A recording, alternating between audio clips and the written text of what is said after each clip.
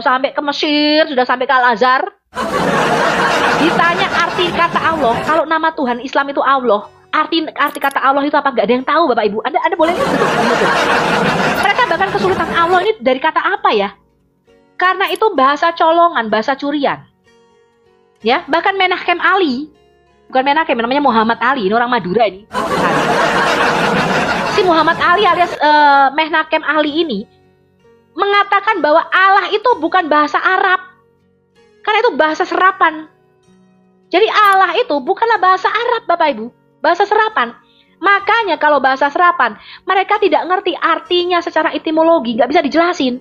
Tidak ada orang muslim yang tahu arti kata Allah. Sama seperti misalnya kata kalkulator. Kata kalkulator itu bahasa serapan, itu bukan bahasa Indonesia asli. Ini Bang Edi sering sekali memberikan contoh. Ya, maka Anda tidak bisa menjelaskan kata kalkulator itu dari bahasa Indonesia, karena itu bukan aslinya, bukan bahasa Melayu, bukan bahasa Indonesia, tidak bisa dijelaskan. Anda hanya bisa jelaskan kata kalkulator itu kalau Anda kembalikan ke bahasa aslinya. Calculate artinya menghitung. Maka kalkulator itu artinya mesin penghitung angka. Hanya bisa dikembalikan ke bahasa aslinya. Makanya nggak ada muslim yang tahu arti kata Allah. Karena itu bahasa serapan. Ya. Kata El di dalam bahasa Ibrani atau Eloah bahasa Aramaik itu satu Allah. Satu Allah. Ini artinya tunggal. Ini bentuk singular. Singular. Ini bentuk tunggal. El atau Eloah. Di dalam Alkitab kita. Elohim itu artinya dua. Bentuk dualnya. Dua orang Allah. Itu Elohim. Dua. Elohim itu bentuk plural. Bentuk jamak. Plural. Artinya minimal 3 atau lebih. Nah, di dalam Alkitab kita, Kejadian 1 ayat 1, yang menciptakan alam semesta, itu kan diterjemahkan pada mulanya Allah. Itu kan Allah itu bahasa Indonesia. Di dalam bahasanya, in the beginning, God created. Gitu. Tapi bahasanya bukan itu. Bahasa aslinya adalah Elohim. Artinya para Allah. Bukan satu, bukan tunggal, Bapak Ibu. Bukan tunggal. Elohim itu minimal 3 atau lebih. Nah, berapa Allah yang menciptakan dunia ini? Itu harus kita lihat. Kita lihat lagi teksnya. Kejadian 1 pasal 2 dikatakan ini. Dan ruah Allah, beruah Elohim, merakefet al penehamayim. Roh Allah melayang-layang di atas permukaan air. Ruah itu namanya the breath of God. Wind, angin. Roh, nafas Allah. Jadi diperkenalkan di dalam Alkitab kita, pribadi yang kedua. Roh Allah itu sendiri. Roh Allah itu sendiri. Maka di dalam Alkitab kita ketika merujuk kepada pencipta itu tidak pernah tunggal, Bapak Ibu. Nggak pernah tunggal. Itu bentuknya jamak, Elohim. In the beginning, gods. Not God. Not one God. But gods. In the beginning, gods. Para Allah menciptakan dunia ini. Tetapi para Allah yang menciptakan dunia ini, Kejadian 1 ayat yang pertama, di situ menggunakan bentuk kata kerja tunggal bara, bukan baru. Walaupun subjeknya jamak Elohim, para Allah, Allah-Allah, artinya the gods. Banyak, bukan cuma satu, minimal 3 atau lebih, nggak tahu berapa di dalam Alkitab kita. Nanti kita lihat, ya kita cek Alkitab kita. Tetapi bentuk kata kerjanya itu tunggal, artinya mereka tuh menciptakan bersamaan, satu. Satu kehendak, satu will. Ya. Nah, sekarang kita lihat di Kejadian pasal yang ke-18. Kejadian pasal yang ke-18. Allah kita itu tidak tunggal, Bapak Ibu. Allah kita itu jamak, banyak. Ya. Entitasnya itu bukan cuma satu, bukan tunggal, banyak. Kejadian pasal 18 kita lihat. Kemudian Yod-Heh-Vaveh, Yehuwah itu menampakkan diri kepada Abraham dekat pohon tarbantin di Mamre. Sedang Abraham duduk di pintu kemahnya waktu hari panas terik. Ketika ia mengangkat mukanya, lihat ini, Tuhan menampakkan diri kepada Abraham. Tapi yang dilihat Abraham apa? Abraham melihat 3 orang. 3 orang berdiri. Dan ketiga orang ini disembah sujud oleh Abraham. Sesudah dilihatnya mereka 3 nih dilihat Abraham nggak lihat 1, 3. Abraham melihat 3 manusia laki-laki. Abraham berlari dari pintu kemahnya menyongsong mereka. Lalu sujudlah ia sampai ke tanah. Dengar ya. Tuhan menampakkan diri dalam wujud 3 manusia laki-laki. Dan ini bukan malaikat. Ada banyak penafsir mengatakan, dulu saya juga berpikir begitu. Satunya Tuhan, duanya malaikat. Nggak betul Bapak Ibu. Bahkan dikatakan 3-3-nya ini berfirman bersamaan. Kita lihat. Kejadian pasal 18 ayat yang kelima. Biarlah ku ambil sepotong roti supaya tuan-tuan, banyak nih, segar kembali.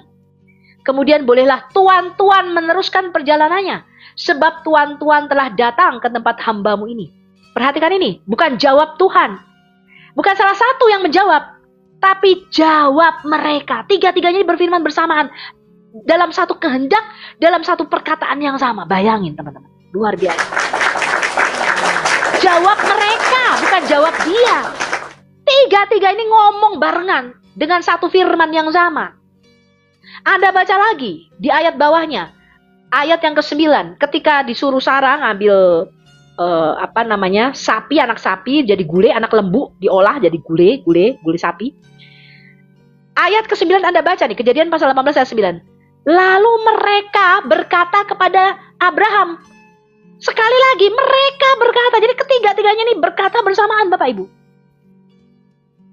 Makanya saya menyadari bahwa ketika dikatakan Allah kita itu maha kuasa, Almighty, itu karena dia berada di dalam dimensi tertinggi. Maka dia itu bisa menjadi apapun yang dia mau. Dia itu unlimited, tidak terbatas. Dan dia bisa menjadi berapapun yang dia mau. Di dalam Kejadian pasal 18, dia menampakkan diri dalam wujud 3 manusia laki-laki. 3-3-nya Yod-Heh-Vaveh, Yehuwah, Allah. Kita lihat ya. Mereka sekali lagi ngomong bersamaan. Ya. Dan ketiga-tiganya ini tidak pernah diadres sebagai malaikat. Dia diadres sebagai Tuhan berfirman kepada Abraham. Nah, penampakan manifestasi Allah di bumi, itu orang Yahudi menyebutnya sebagai Dafar, sebagai sang firman. Jadi firman itu di dalam pandangan Alkitab kita, Yahudi dan Kristen, di dalam pandangan Alkitab kita, itu bukan perkataan yang keluar dari mulut Allah, Bapak Ibu, bukan. Di dalam Kejadian 1 pasal ketiga, Dafar Elohim itu berfirman, firman Allah itu berfirman. Firman ini adalah seorang pribadi. Bukan kata-kata A, I, U, E, U. Bukan. Bukan suara. Bukan gelombang suara. Kalau firman Anda dan saya ini keluar dalam wujud gelombang suara. Allah tidak. Firman Allah itu hidup. Dia mempunyai hidup di dalam dirinya sendiri. Dia adalah entitas yang berbeda dari Sang Bapa. Dan firman Allah itu adalah pribadi yang lain daripada Bapa. Saya bisa tunjukkan ayatnya. Di dalam Alkitab kita. Ya, bahwa sang firman itu pribadi yang lain daripada Bapa. Saya kasih Anda contoh, Bapak Ibu. Yeremia pasal yang pertama. Ini beberapa saja nih ya, Yeremia pasal yang pertama. Kita lihat kitab Yeremia pasal yang pertama. Apa itu Dafar? Apakah Dafar itu perkataan atau pribadi di dalam Alkitab kita? Ini yang nggak dimengerti Zuma. Jadi ketika Pak Erben debat sama Zuma itu berpikir begini. Yesus itu kan firman. Dalam benaknya dia tuh firman itu perkataan. Gabriel kan menyampaikan firman. Berarti Gabriel itu mengantarkan Yesus, Bapak Ibu. Kita lihat Yeremia pasal pertama ayat yang keempat. Ini saya rekam di YouTube. Jadi kalau Anda ketinggalan, Anda bisa cek lagi. Ya. Dikatakan begini. Yeremia pasal pertama ayat yang keempat. Dafar Yahweh atau Memra Yahweh atau Dafar Elohim, firman Allah, datang kepadaku, kata Nabi Yeremia. Nah, Alkitab LAI itu menerjemahkan sebagai bunyinya. Nah, jadi LAI juga masih berpikir bahwa firman itu adalah perkataan.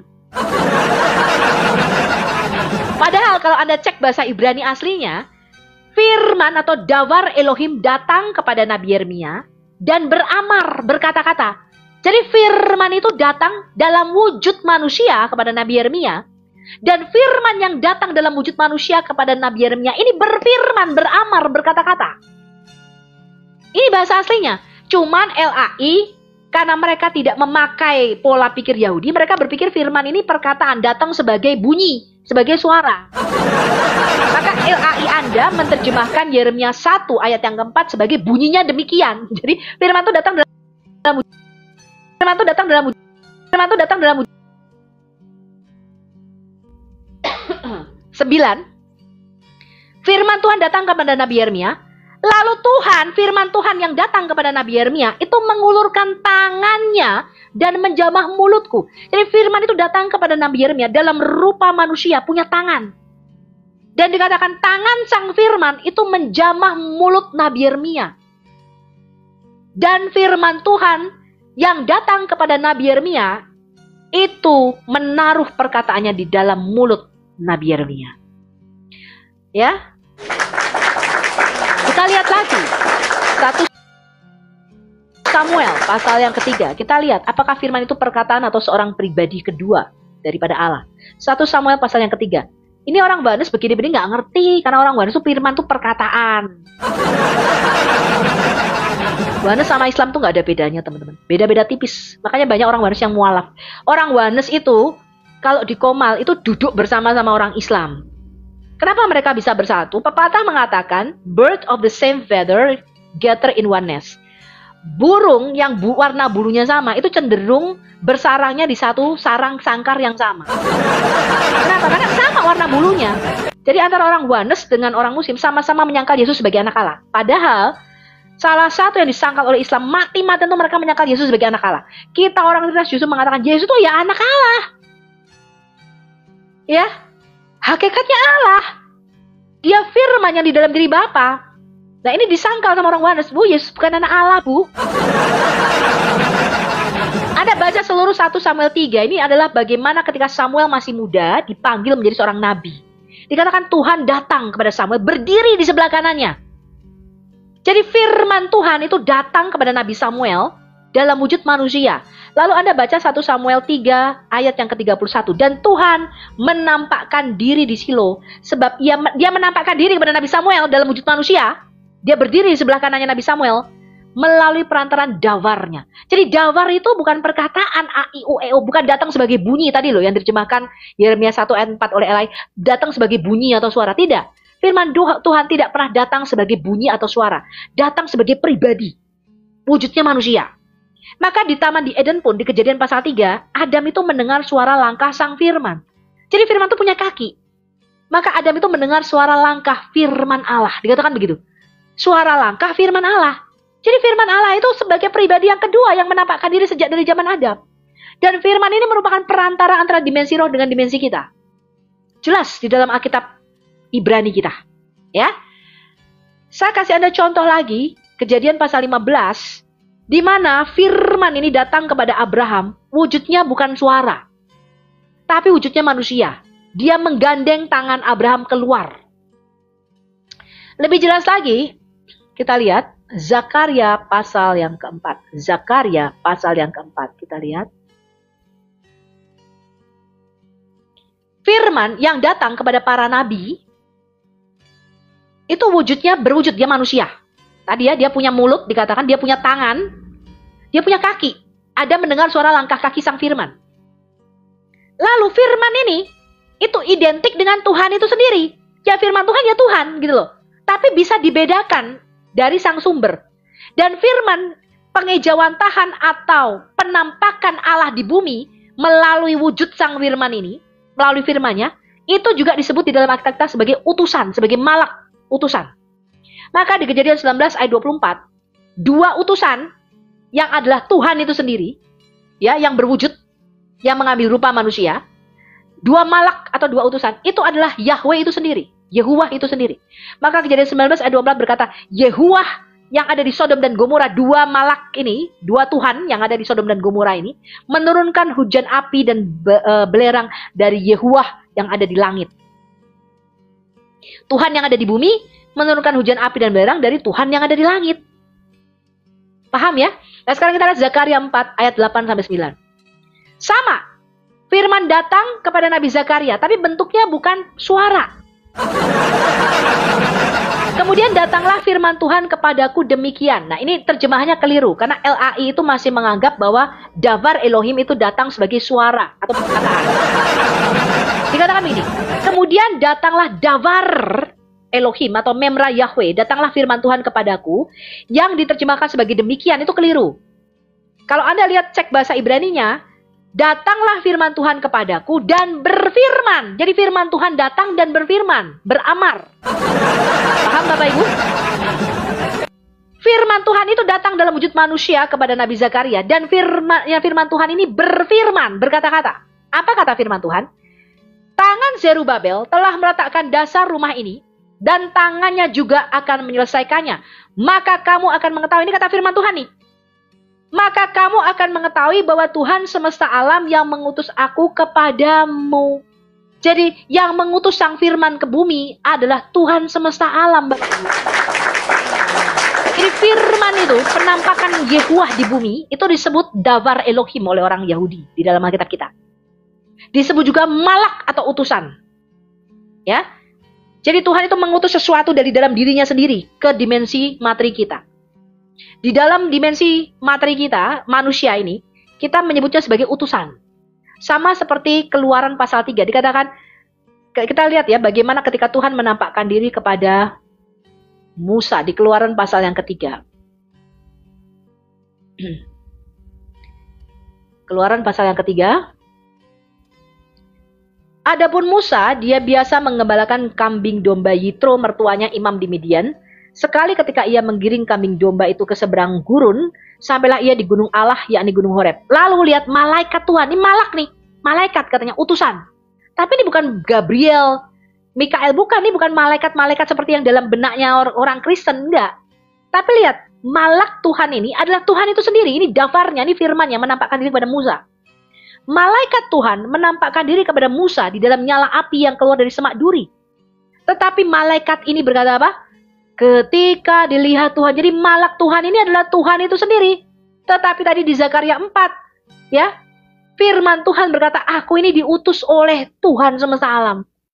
Jadi dia identik dengan Tuhan, tapi bisa dibedakan dari Tuhan. Maka Yesus berkata apa? Kalau kamu melihat aku, kamu juga melihat dia yang mengutus aku. Karena aku ini firmannya yang diutus ke bumi. Jadi berkali-kali di dalam seluruh Alkitab Perjanjian Lama, firman ini sudah sering menampakkan diri ke bumi. Kalau Bapak nggak pernah ke bumi, teman-teman. Bapak nggak pernah turun ke bumi. Ya. Coba nih kita lihat. Ini kita lihat yang pengikutnya banyak ini.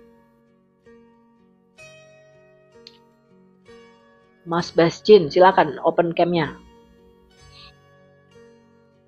Jadi tidak bisa memahami Alkitab dengan cara pandang Islam, teman-teman. Nggak bisa.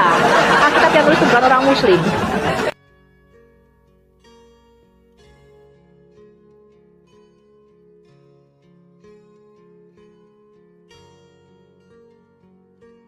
Aduh, ini sinyalnya sinyal Arab jadi mencret. Kata Bang Edis kalau beli sinyal jangan dari Arab, nggak nyambung-nyambung. Produk Arab Saudi cuma 2, kencing onta sama obat kuat.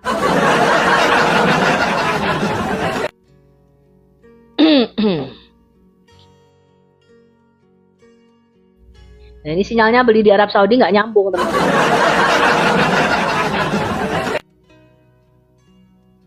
Nggak nyambung-nyambung ini sinyalnya. Nah, kan hilang. Coba kita lihat ini.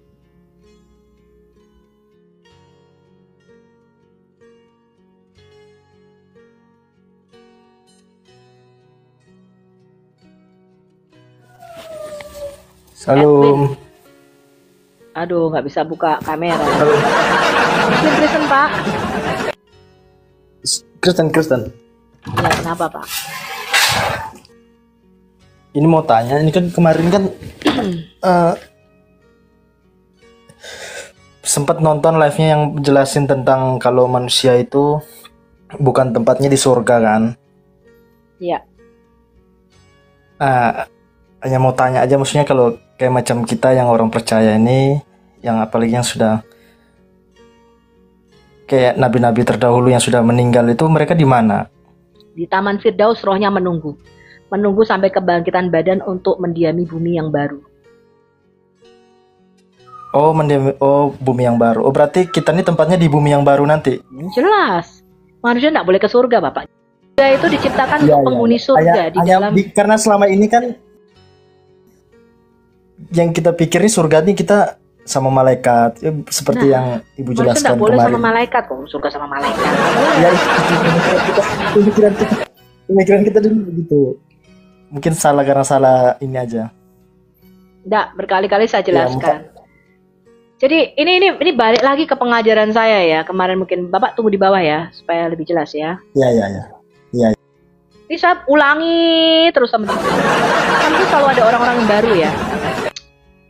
Di dalam Alkitab, ya ini juga ada banyak orang yang salah paham. Allah kita itu tidak pernah menciptakan agama. Ini yang perlu Anda pahami. Jadi kemarin kalau Anda lihat dialog debatnya Bang Edis dengan salah satu ibu-ibu yang katanya bapaknya Katolik, dia mualaf. Dia ngomong begini sama Bang Edis. Agama yang diciptakan Allah itu semuanya baik kok. Ada Hindu, Buddha, ada 4.000 agama itu baik semua katanya. Baik Alkitab maupun Al-Quran tidak pernah menyatakan Allah itu menciptakan agama, Bapak Ibu. Allah tidak pernah ciptain agama. Bahkan di dalam taman di Eden, perintah Tuhan kepada Adam apa?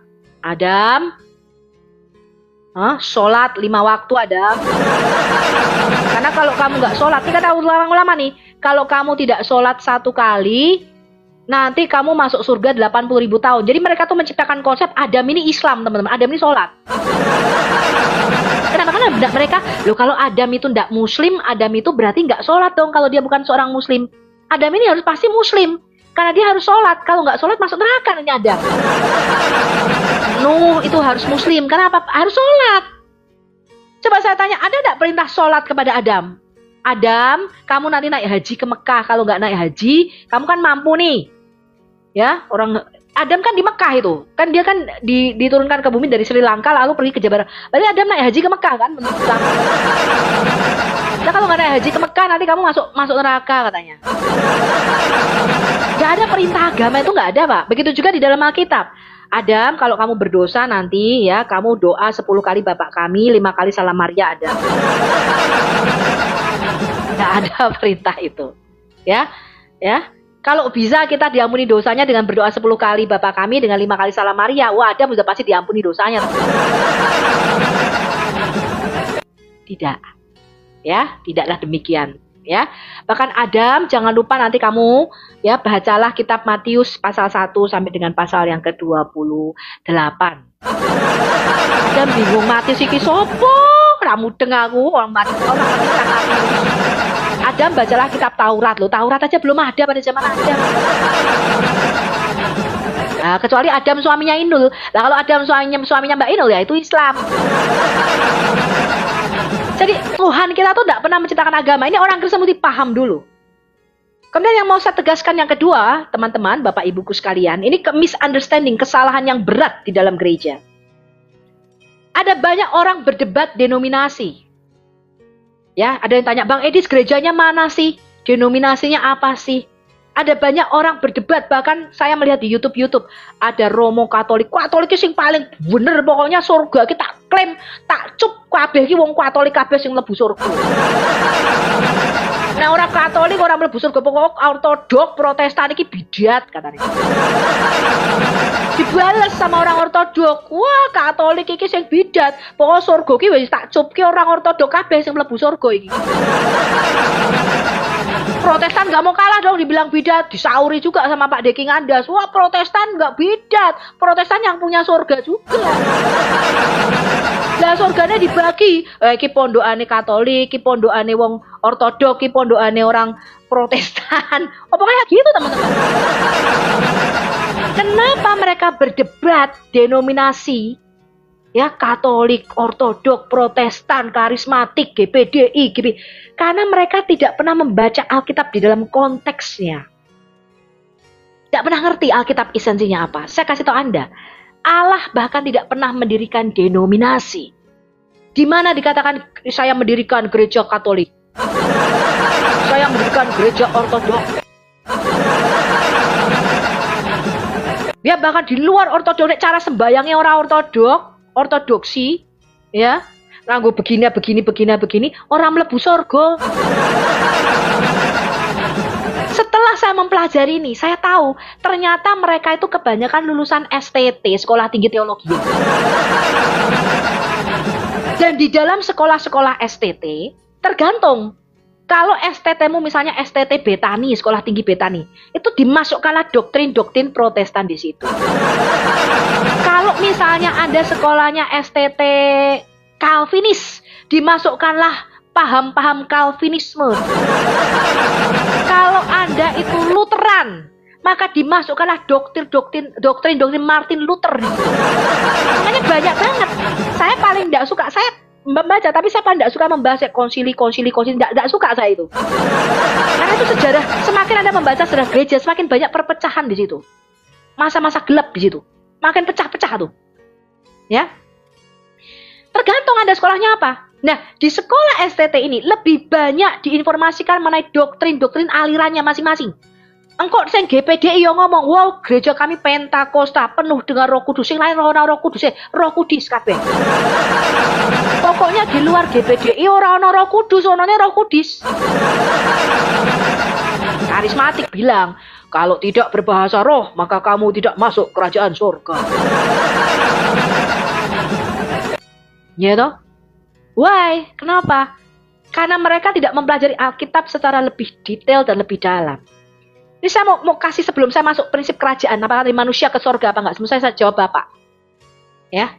Kemudian saya menyadari Bapak Ibu, ternyata setelah saya mempelajari Alkitab, Musa, Nabi Samuel, Daud, Abraham, dan semua nabi-nabi, Maleaki, Obadja, Elia, dia itu tidak pernah mengklaim dirinya sebagai Katolik, Ortodok, GPDI, Betani, Mawar Sharon, apalagi gereja 1 jam saja.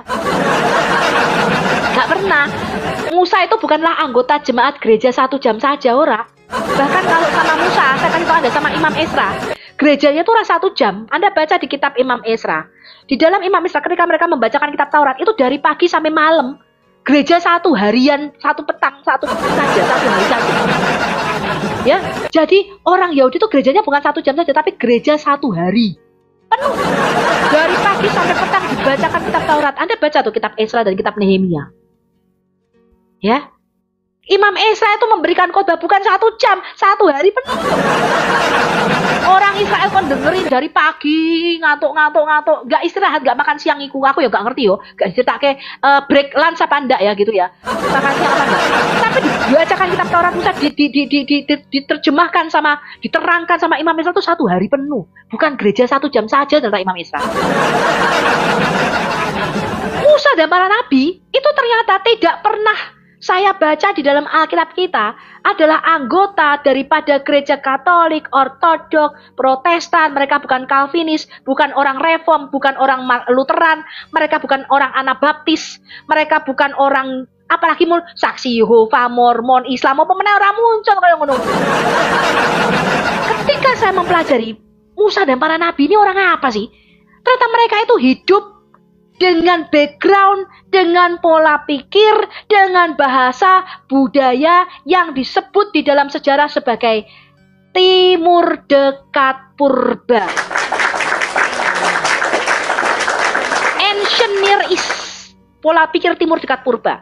Nah, Timur Dekat Purba itu mulai dari Mesir. Kalau Anda lihat, namanya adalah The Crescent Fertile Moon. Ini saya tunjukin Anda ya. Saya akan masukkan ini di dalam materi Al-Hayat Indonesia. Ini mereka tinggal di sini, di daerah ini teman-teman. Lihat ya. Ini mereka hidup, Musa dan para nabi. Itu tinggal hidup pada zaman yang kita sebut sebagai Timur Dekat Purba. Ini ya, coba saya perlihatkan sama Anda. Ini mungkin banyak teman-teman yang nggak ngerti. Dipikir Musa ki wong Katolik apa wong Ortodok.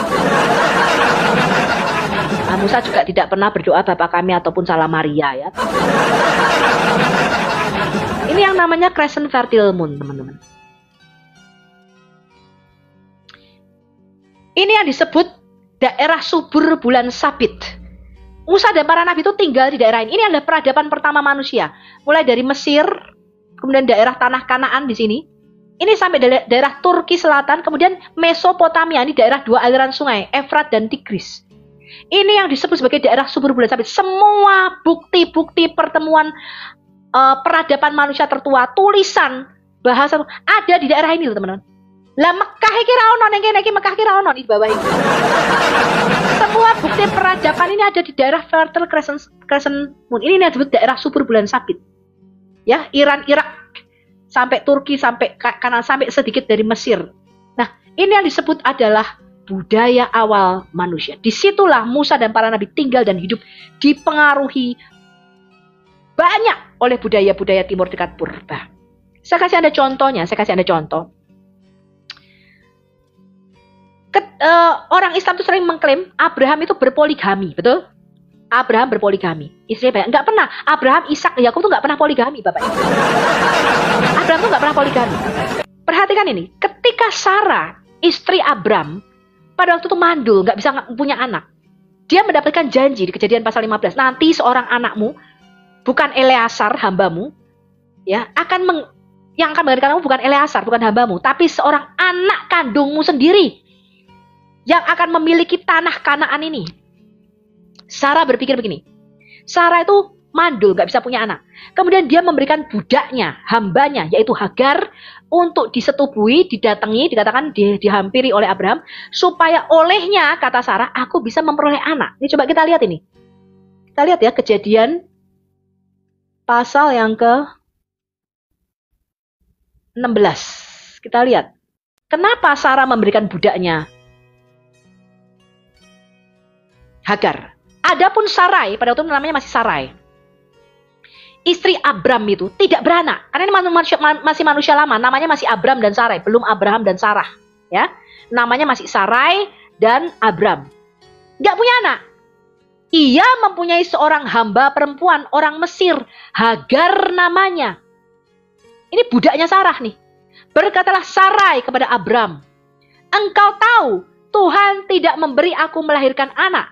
Karena itu baiklah, hampiri hambaku itu, maksudnya setubui Hagar. Mungkin oleh dialah aku dapat memperoleh anak. Dan Abram mendengarkan perkataan Sarai. Kemudian apa? Disetubui, punya anak namanya Ishmael. Itu tidak pernah Abram itu berpoligami. Kenapa Bapak Ibu? Kenapa teman-teman? Saya tanya, ada enggak gereja mana yang ngajarkan kalau tidak punya anak, istrimu, kamu punya pembantu, ini setubui aja deh pembantuku supaya oleh pembantuku ini aku punya anak, ada enggak? Halo, ada di sini orang Kristen yang kalau enggak punya anak, saya punya teman beberapa enggak punya anak. Ada enggak kalau dia enggak punya anak, dia kasih pembantunya sama suaminya, ada enggak? Kenapa enggak ada? Karena Abram itu ternyata bukan orang gereja. Dia bukan orang HKBP, dia bukan orang GBDI, dia bukan gereja Mawar Sharon, dia bukan gereja 1 jam saja, dia bukan gereja Betani, dia bukan gereja Lutheran, bukan Calvinis, dia bukan Ortodok, dia bukan Katolik, dia juga bukan Protestan. Lalu Abraham ini orang apa? Abraham ini orang timur dekat purba, teman-teman. Budaya timur dekat purba pada waktu itu, bukti arkeologi ini namanya kita temukan, namanya Kode Hammurabi. Itulah budaya timur dekat purba pada waktu itu. Di dalam budaya timur dekat purba, jikalau seorang istri sah tidak bisa memberikan anak bagi suaminya, dia itu bisa memberikan budaknya untuk dihamili oleh suaminya, dan anak yang lahir dari budaknya ini, itu lahir di pangkuan istri sahnya memberi nama anak ini, dan anak ini akan dianggap sebagai anak sah yang akan menjadi ahli waris suaminya. Paham? Itu budaya timur dekat purba. Bukan budaya Kristen. Contoh, Kejadian pasal yang ke-30. Hal ini terjadi lagi ketika Rahel dan Lea tidak bisa punya anak. Dia tidak bisa memberikan anak untuk Yakub. Kita lihat. Kejadian pasal yang ke-30. Ketika dilihat Rahel bahwa ia tidak melahirkan anak bagi Yakub, cemburulah ia kepada kakaknya itu. Lalu ia berkata kepada Yakub, berikanlah kepadaku anak, kalau tidak aku akan mati. Maka bangkitlah amarah Yakub terhadap Rahel. Ia berkata, akukah pengganti Allah yang telah menghalangi engkau mengandung?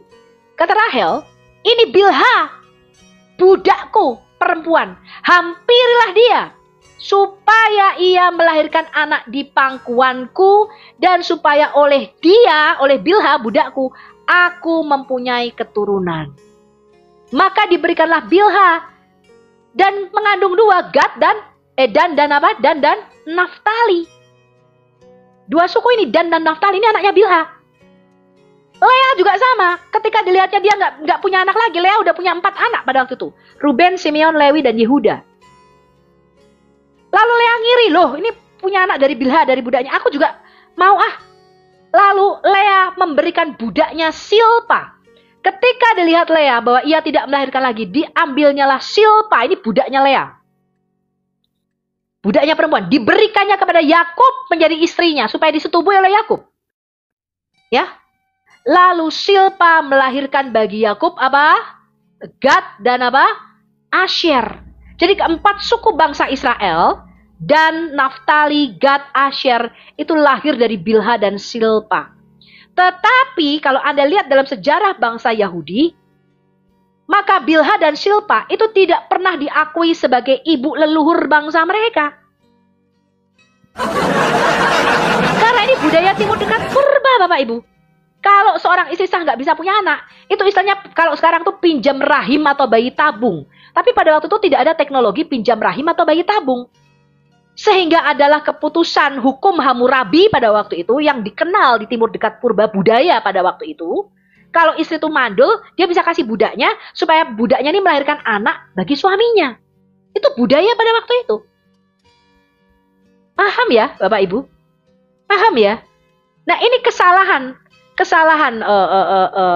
gereja ketika tidak melihat budaya timur dekat purba ini.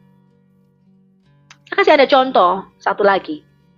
Di dalam budaya timur dekat purba Bapak Ibu, maka alam semesta yang kita sebut the universe itu dibagi tiga sama mereka. Mereka berkata begini, ada yang tinggalnya tuh di langit di atas. Mereka menyebutnya surga, heaven, langit. Langit ini pun mempunyai tingkatan-tingkatan. Tingkat pertama itu atmosfer kita yang ada burung-burung di udara. Tingkat kedua itu tempat tinggalnya matahari, bulan, dan bintang, heavenly bodies, benda-benda langit. Ini juga tempat tinggalnya para Elohim, para Allah, di langit kedua. Lalu langit di atas segala langit atau langit tertinggi, Hashamayim, atau Shamayim, Hashamayim, langit ketiga, itu tempat tinggalnya pencipta Allah yang tertinggi. Ini cara mikir budaya timur dekat purba. Dan itu juga masuk di dalam Alkitab kita, budaya yang sama, cara mikir yang sama. Di dalam Alkitab kita, langit juga dibagi tiga Bapak Ibu. Langit pertama adalah langit yang ada burung-burung di udara. Itu bicara atmosfer kita. Ya, Kejadian 1 pasal yang ke-26. Lalu langit kedua, Kejadian 1 pasal yang ke-14. Yang ada apa? Matahari, bulan, dan bintang. Langit ketiga yang disebut dimensi roh, dimensi kekekalan. Paham ya? Nah itu terbukti secara sains. Jadi kalau Anda itu bisa meluncur ke ujung alam semesta ini, walaupun itu mustahil karena alam semesta ini terdiri dari berbagai macam galaksi triliunan. Tapi seandainya Anda bisa ke ujung daripada the universe, maka Anda akan masuk satu dimensi lain. Dan sains menyebut sebagai hyperdimension atau disebut sebagai dimensi roh. Dimana di dimensi roh itu tidak ada waktu di situ. Anda sudah melewati dimensi waktu. Di luar dimensi waktu nggak berlaku di situ. Nah, Alkitab menyebut sebagai dimensi roh atau surga, dimensi kekekalan. Ya, itu dimensinya Allah kita, tempat tinggalnya Allah pencipta kita. Ya. Baik, sekarang saya masuk. Ini pengajarannya panjang kalau kita bicara Alkitab. Di Alkitab kita, Keluaran pasal 20, Allah juga menyebut menggunakan budaya timur dekat purba ini yang sama. Jadi tadi di langit di atas, langit dibagi tiga, kemudian di bumi di bawah itu bicara dimensinya manusia, dimensi ruang dan waktu kita, tempat tinggalnya manusia. Lalu di bawah bumi, di dalam air.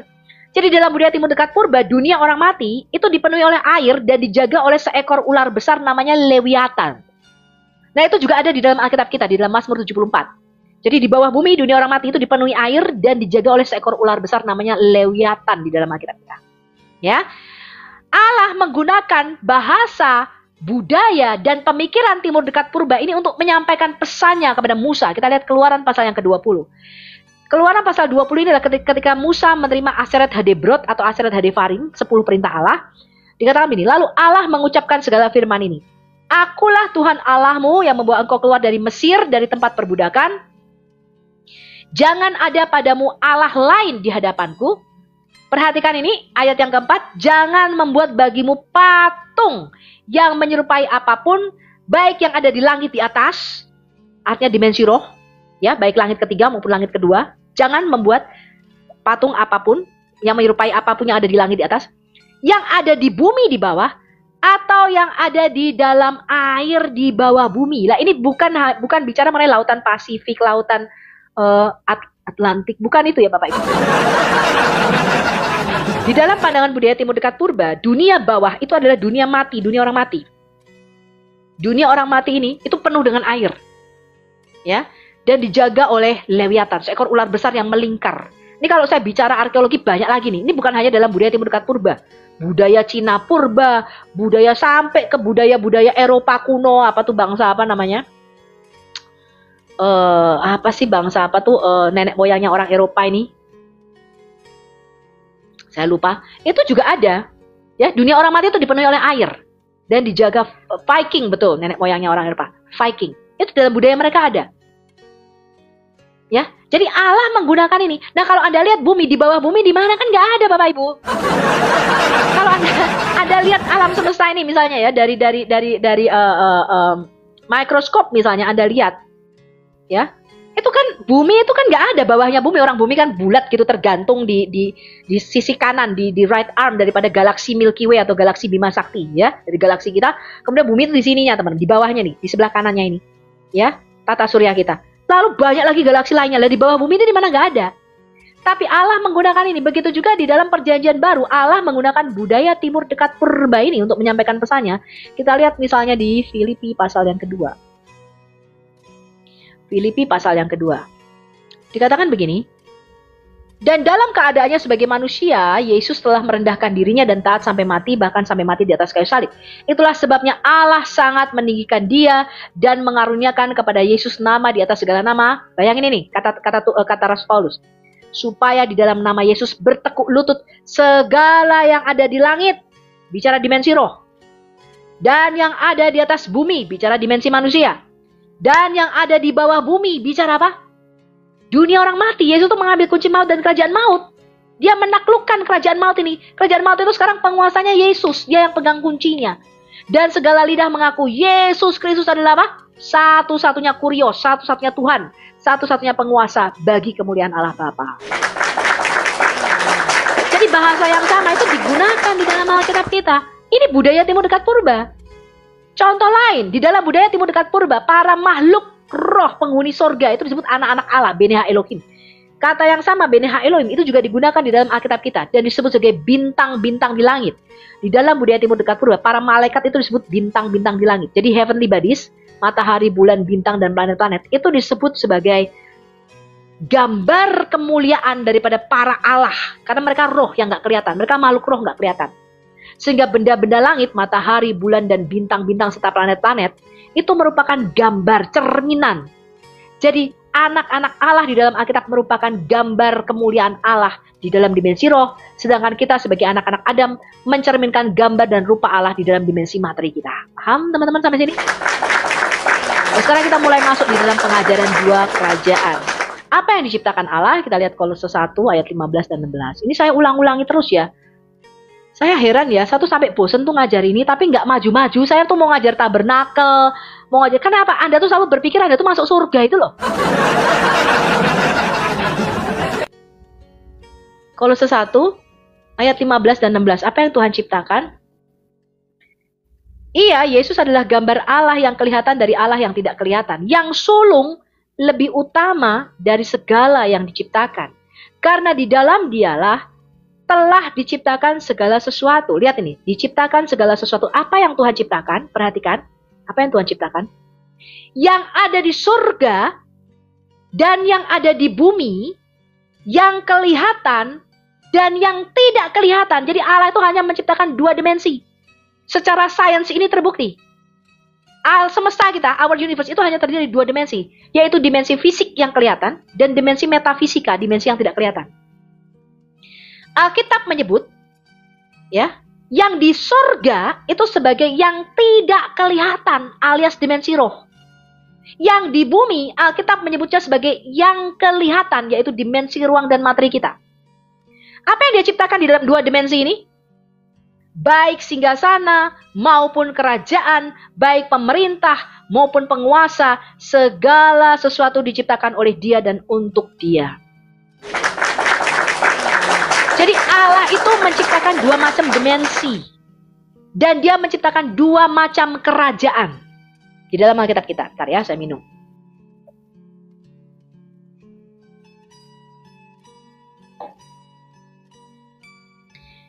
Pertama, dia menciptakan dimensi roh. Dikatakan dimensi yang tidak kelihatan. Dan Alkitab menyebut dimensi roh yang tidak kelihatan sebagai surga. Paham? Dan ini bentuknya kerajaan. Alkitab mengatakan ini bentuknya kerajaan roh. Dan Allah kita itu bertahta berdaulat penuh dalam kerajaan roh. Yesaya 57 ayat yang ke-15. Catat ayatnya. Yesaya 57 ayat 15, Allah berkata, aku berdiam di tempat tinggi dan di dalam kekekalan. Artinya dia berdiam di dalam dimensi roh. Kekekalan itu artinya di luar dimensi ruang dan waktu. Gak ada waktu di dalam dimensinya Allah. Dimensi kekekalan itu artinya di luar dimensi ruang dan waktu, alias dimensi roh. Di dalam dimensinya Allah itu gak ada yang namanya masa lalu, masa sekarang, dan masa depan itu gak ada. Waktu itu gak ada di dalam dimensinya Allah.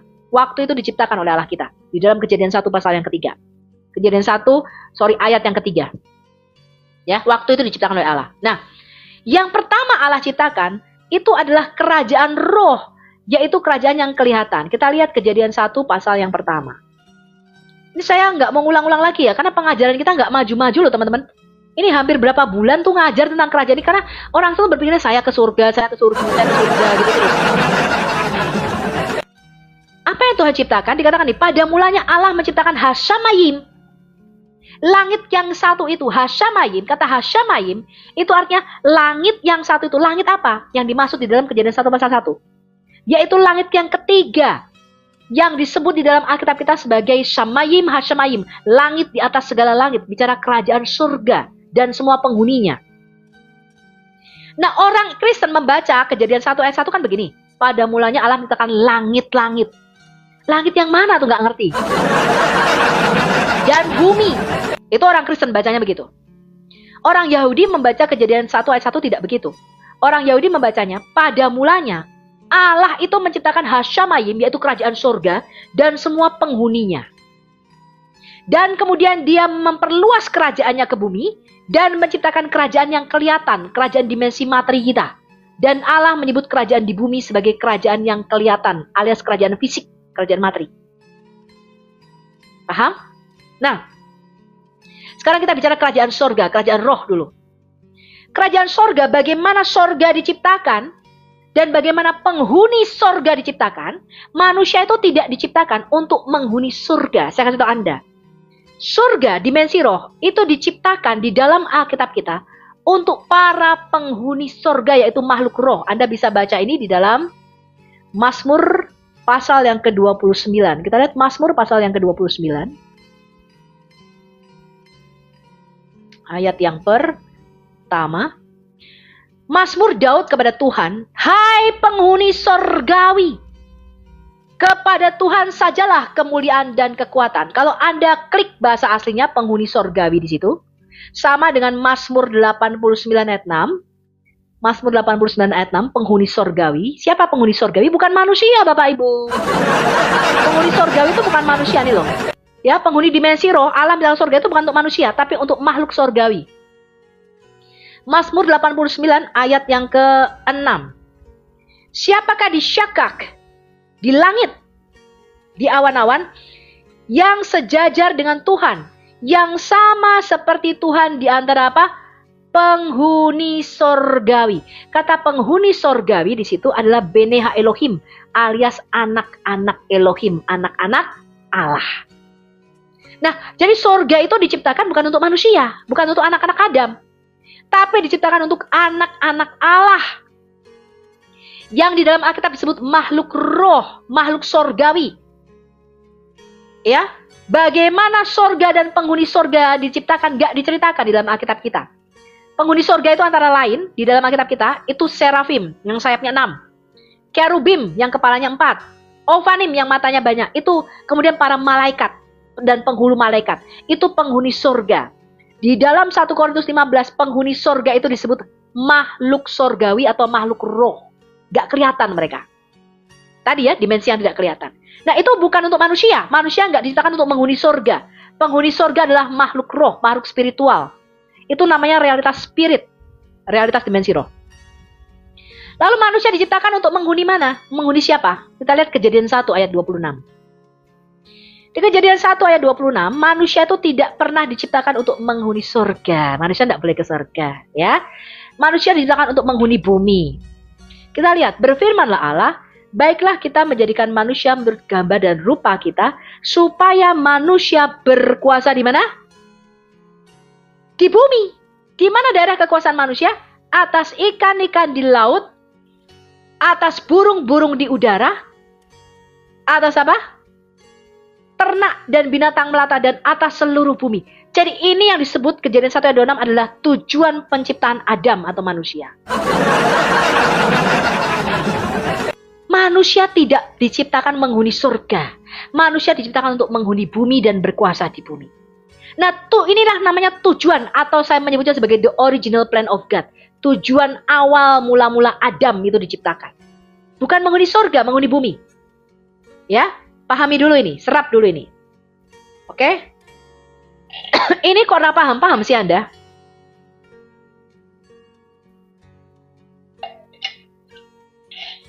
Jadi manusia ditetapkan untuk menghuni bumi. Ya, bukan surga. Lah, tujuan penciptaan Allah ini tidak pernah berubah, teman-teman. Tidak pernah berubah. Jadi Yesus datang ke bumi itu bukan untuk membawa manusia masuk surga. Dimensi roh, bukan. Tapi untuk membawa kerajaan surga itu otoritasnya dikembalikan ke bumi. Kenapa? Karena tadinya daerah bumi, kerajaan Adam, itu adalah daerah jajahan, daerah koloni. Merupakan kepanjangan daripada kerajaan surga. Tadinya berada di bawah kerajaan surga. Tetapi Adam yang pertama, karena dosa dan pemberontakan Adam yang pertama, raja kita yang pertama, Adam ini memberontak terhadap otoritas kerajaan surga. Yang tadinya kerajaan bumi berada di bawah kerajaan surga, sekarang dia telah mengalihkan, menjual kerajaan manusia, kerajaan Adam ini di bawah satu otoritas lain, yaitu otoritas kerajaan kegelapan. Di Efesus 2 ayat yang pertama dan kedua, Adam itu menjual kita ke dalam satu kerajaan lain. Dia memindahkan kerajaan bumi yang tadinya berada di bawah koloni daerah jajahan kerajaan surga, sekarang berada di bawah kerajaan lain. Namanya Alkitab menyebutkan kerajaan kegelapan atau kerajaan kematian. Paham? Paham nggak ini? Nah, makhluk roh itu tidak boleh menghuni bumi. Mereka ilegal kalau di bumi. Maka ketika roh-roh jahat itu turun ke bumi, mereka harus menginduk, menginang kepada sesuatu yang mempunyai tubuh dari tanah, dari adamah. Roh-roh jahat itu kalau nggak nempelnya di pohon, di batu-batu, masuk ke dalam tubuh manusia atau ke dalam tubuh hewan. Anda tidak percaya? Anda tengok ketika Yesus mengusir roh-roh jahat. Ya, karena tempat mereka itu ilegal. Mereka sebenarnya bukan penghuni bumi. Mereka penghuni dimensi roh. Tapi mereka tidak diterima. Lalu ketika mereka diusir, Yesus ketika mengusir makhluk roh-roh jahat, jin-jin dan roh-roh jahat itu, mereka minta masuk ke tubuh babi. Kenapa mereka harus menginduk ke tempat, ke sesuatu yang ada apa? Yang berasal dari tanah, teman-teman. Kenapa? Kenapa? Karena mereka sebenarnya ilegal, nggak boleh ada di bumi. Nggak boleh ada di bumi. Karena itu ketika roh-roh jahat itu ada di bumi, mereka harus menginang, menginduk. Begitu juga dengan Yesus, ketika Yesus berkata, kalau aku mengusir roh jahat, maka roh jahat itu keluar, dan dia akan mengembara ke padang gurun, dan dia akan apa? Mencari 7 temannya lain, roh jahat lainnya. Dan mereka akan kembali ke rumahnya yang kosong. Rumahnya roh jahat, dan rumahnya Roh Kudus itu ya tubuh kita ini. Ini loh bait-bait roh. Karena mereka perlu menginduk. Demikian juga Allah kita yang adalah roh. Kalau dia mau berotoritas di bumi, karena Allah kita itu roh, dia harus memakai sesuatu yang mempunyai tubuh dari tanah. Di dalam perjanjian lama, Allah kita itu masuk ke dalam, roh Allah itu berkuasa atas para nabinya. Dia masuk ke dalam para nabinya, dia pakai para nabinya. Di dalam perjanjian baru sama.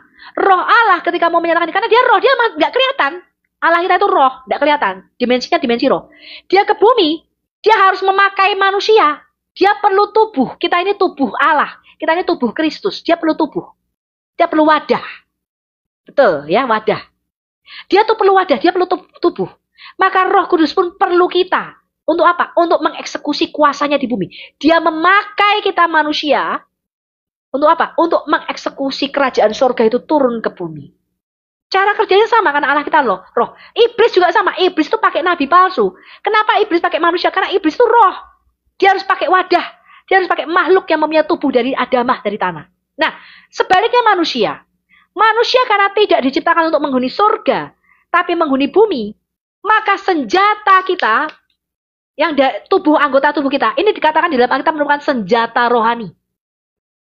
Senjata yang legal di bumi. Tanpa Anda mempunyai tubuh dari tanah, Anda itu ilegal, Anda tidak boleh menghuni bumi.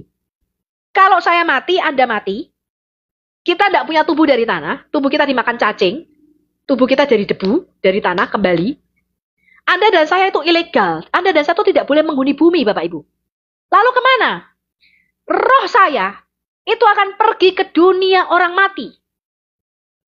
Menunggu di dua tempat. Di dunia orang mati, di Hades atau di Seoul, itu ada dua tempat. Satu namanya Taman Firdaus. Roh kita akan menanti di sana.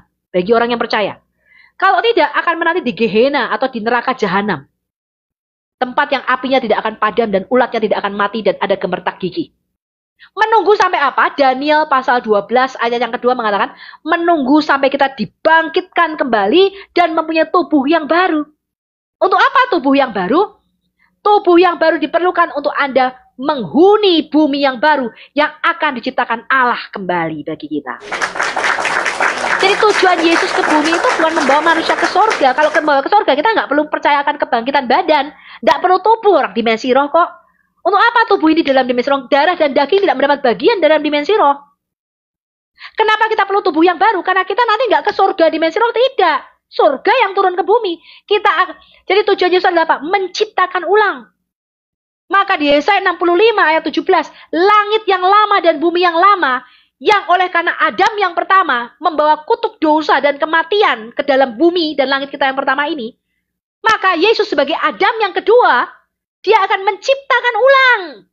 Membaharui langit dan bumi ini diciptakan ulang. Sehingga di langit yang baru dan bumi yang baru itu tidak ada lagi dosa dan kematian. Maka dikatakan di Wahyu 21, di langit yang baru dan bumi yang baru yang akan diciptakan ulang nanti, tidak ada lagi air mata, tidak ada lagi kematian, tidak ada lagi sakit penyakit. Karena Adam kita yang kedua, di dalam pemerintahan Mesias, yaitu Adam kita yang kedua, dia membawa kehidupannya kekal. Sedangkan pemerintahan Adam yang pertama membawa kematian. Tapi Yesus sebagai Adam yang kedua, dia membawa hidup yang kekal. Maka kita menanti-nantikan pemerintahan Raja Mesias kita, yang kerajaannya tidak akan musnah di bumi ini, Bapak Ibu. Paham ya? Itu ya, saya rasa ya. Coba kita lihat ini.